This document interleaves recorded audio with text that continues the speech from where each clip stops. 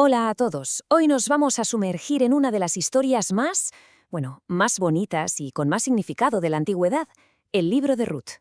Pero ojo, que esto no es un simple cuento, ¿eh? Es mucho más. Es una pieza fundamental en la historia, un relato que a menudo se conoce como el romance de la redención. Para entender bien la importancia de esta historia, primero hay que ponerse en situación. Pensemos dónde estamos. Es la época de los jueces en Israel. ¿Y cómo era esa época? Pues un desastre. Un periodo súper oscuro, caótico, lleno de fracasos. No había un rey, no había un liderazgo claro. La nación, estaba en caída libre. Una época de verdad muy, muy sombría. Y claro, justo aquí, en este momento tan bajo, nos topamos con la gran pregunta. A ver, en medio de toda esta oscuridad, ¿cómo narices pueden hacer un reino? ¿De dónde va a salir ese líder que hace tantísima falta? Y lo sorprendente es que la respuesta no la vamos a encontrar en una gran batalla, ni en una revolución política. ¿Qué va? La respuesta empieza de una forma mucho más pequeña, más personal. Comienza con una historia de pérdida, de lealtad a prueba de bombas y al final de redención. Venga, pues vamos al lío. La historia arranca con una familia que toma una decisión que lo va a cambiar todo. Deciden huir de la hambruna y, en cierto modo, también están huyendo de su fe. A ver, fijaos en esta cronología que es tremenda. Tenemos una familia de Belén, que por cierto, menudo nombre, Casa del Pan, justo cuando hay una hambruna, que se va a Moab. Lo que parecía algo temporal acaba siendo una década entera. En ese tiempo, los dos hijos se casan con mujeres de allí, moabitas. Y 10 años después, el drama es absoluto. El padre y los dos hijos han muerto. Y ahí se queda la madre, Noemí, sola con sus dos nueras en una tierra que no es la suya. Claro, cuando Noemí por fin vuelve a Belén, su dolor es tan bestia que ella misma siente que ya no es la misma persona. Dice que ya no es Noemí, que significaba algo así como agradable o placentera. Pide que por favor la llamen Mara, que significa amarga, y lo dice claro: me fui llena y he vuelto vacía. O sea, siente que Dios le ha dejado sin nada. Está totalmente hundida, en un pozo de desesperación. Pero es justo ahí, en ese punto de amargura máxima, cuando la historia pega un giro que nadie se espera. Y todo gracias a un acto de amor, de lealtad, que si lo piensas no tiene ninguna lógica. A ver, la situación es que Noemí les dice a sus nueras que se vayan, que rehagan sus vidas, y Orfa, una de ellas, se va. Pero Ruth dice que no. Y las palabras que pronuncia son de verdad una de las declaraciones de lealtad más potentes que existen. Porque no es solo que digan me quedo a cuidarte, no. Es que abraza a su gente y, más importante aún, a su Dios. Es un compromiso total, un voto que de verdad lo va a cambiar todo. Total, que ahí tenemos a Ruth y Noemí. Dos viudas, sin un duro, llegando a Belén. Y mira qué casualidad, llegan justo para la cosecha de la cebada. Y es aquí, en medio de la nada, donde empiezan a hacer un poquito de esperanza, gracias a lo que parece un encuentro totalmente fortuito. Para poder comer, básicamente, Ruth hace algo que se llamaba espigar. A ver, esto es interesante. La ley de la época obligaba a los dueños de los campos a no cosecharlo todo, a dejar las esquinas y lo que se caía para que la gente pobre, los extranjeros, pudieran recogerlo y sobrevivir. Vamos, una especie de red de seguridad social de la época metida en la ley. Pues nada, Ruth sale a buscar un campo donde poder espigar, y el texto dice, con un poco de retranca, que tuvo la suerte de acabar en el campo de un tal Booz. Y sorpresa, resulta que este Booz es pariente de su suegro fallecido.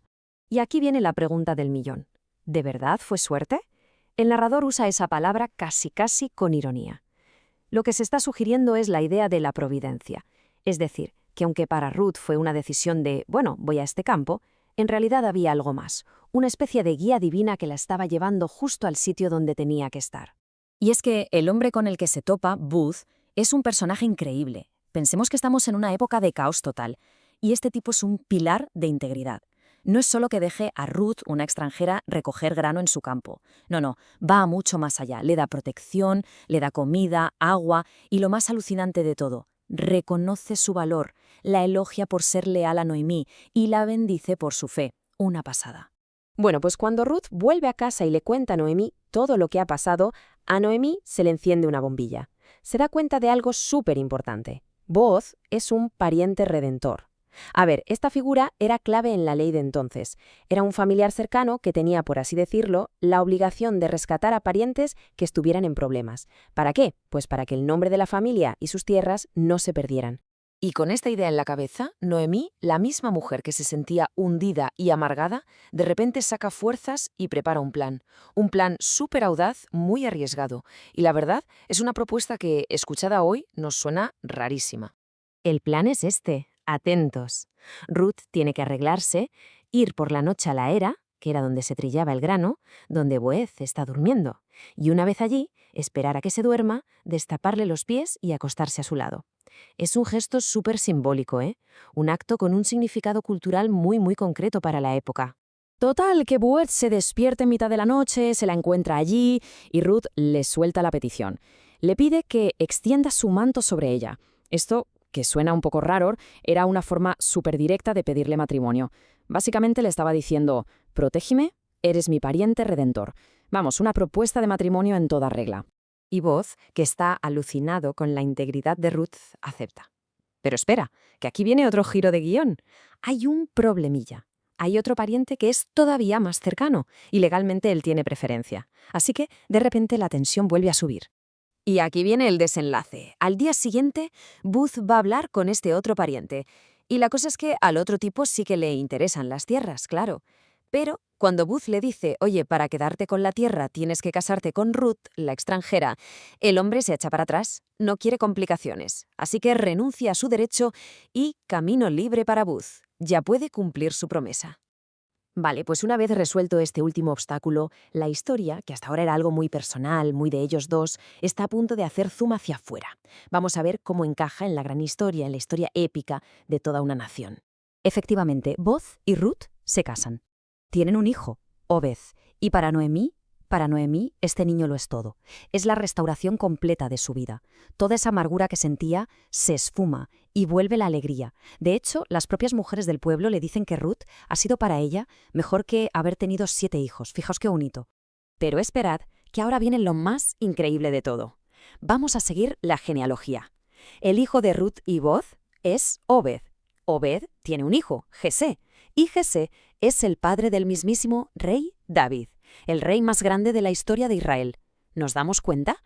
Esta pequeña historia de amor, de lealtad, en un pueblito como Belén, es el puente que conecta esa época tan caótica de los jueces con el nacimiento de la monarquía. Es alucinante. Y la cosa no acaba aquí, ni mucho menos.